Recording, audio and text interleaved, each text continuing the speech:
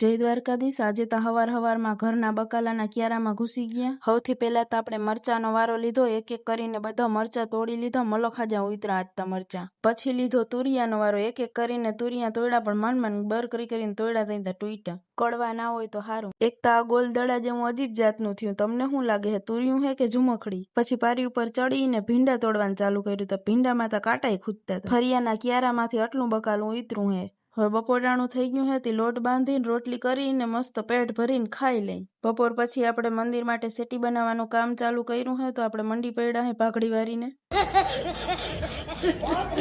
સૌથી પહેલા તો પુઠ્ઠામાંથી સેટી જેવો આકાર દીધો ને પછી એના માપનું લુગડું કાપીને ચોટાડ્યું। અટાણ સુધીમાં આટલી સેટી બની હે ને હજી ઓહિકા બનાવવાના ચાલુ હે। વિધુડી, ધમુ, કવિ, હેતલ ચારે બેનો આવી ગઈ હે। હું બનાવું હોઉં ની બેઠી જોઈ હે। સેટી મંદિરની અંદર રાખી દીધી હે। આજનું મંદિરનું કામ આટલું જ, અને આ ચારે બેનો સફાઈમાં લાગી ગઈ હે। વિધુડી તો જો કામ ની જોતા એને મજા આવે કામ કરવાની। હાંજે મહેમાન આવ્યા હે ને બધા આલ્બમ જોતા હતા। તી હેમિલ કે મને વ્લોગમાં લેજો હો। આ હતા વિડીયોમાં નતા ને, વિડીયોમાં નતા ને। તો મળી આવતા વ્લોગમાં। Bye bye.